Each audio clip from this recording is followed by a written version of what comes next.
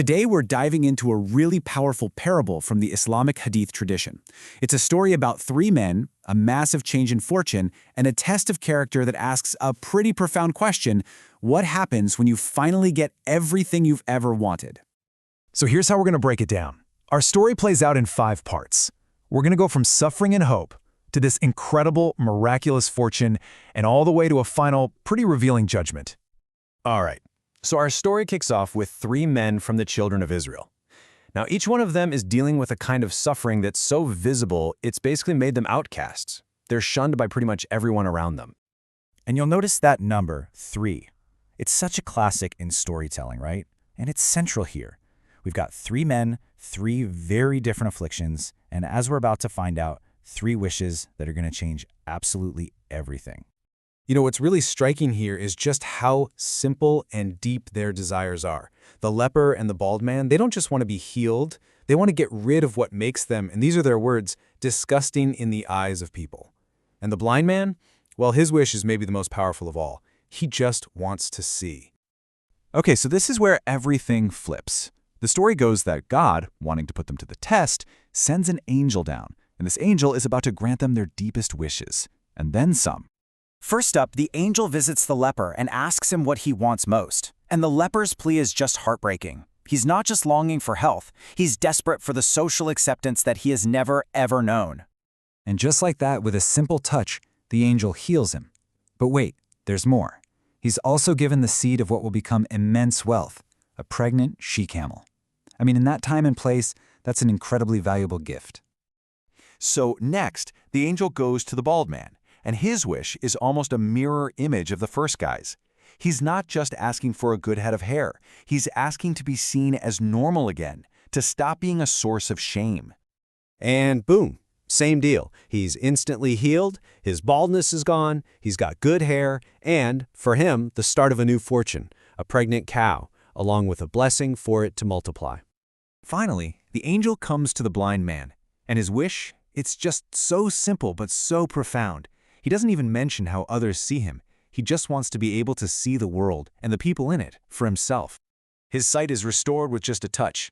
He's given a pregnant sheep, and the source tells us that the blessing on these animals was so powerful that over time, all 3 of them became fabulously wealthy.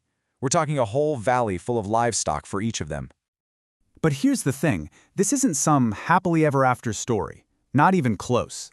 Years go by, their wealth just keeps growing, and then the angel comes back. But this time, his mission is totally different.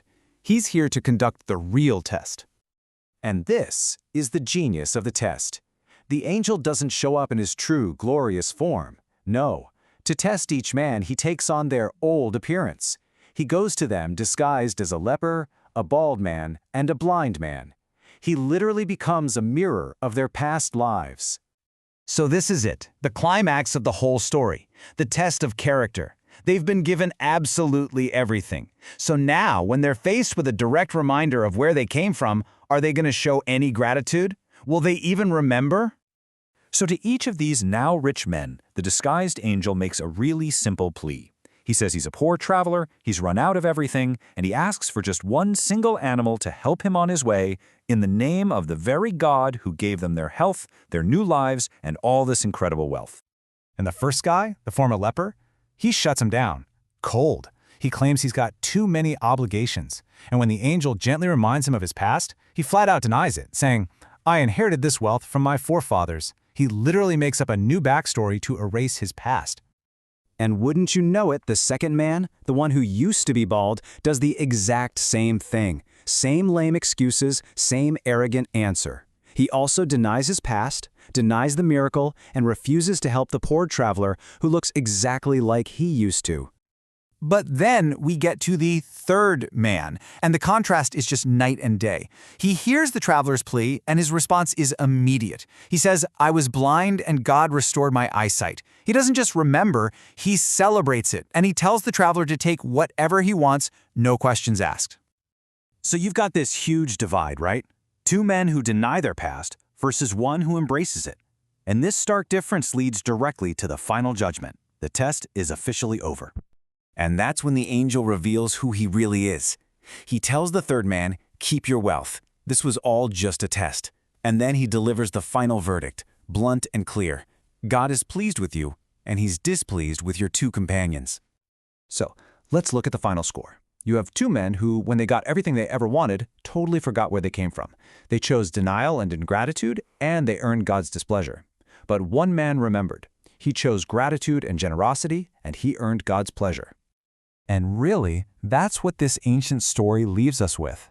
It suggests that the ultimate test of your character isn't how you handle hardship, but how you handle prosperity. It really makes you wonder, who are we? Not when we have nothing, but when we finally have it all.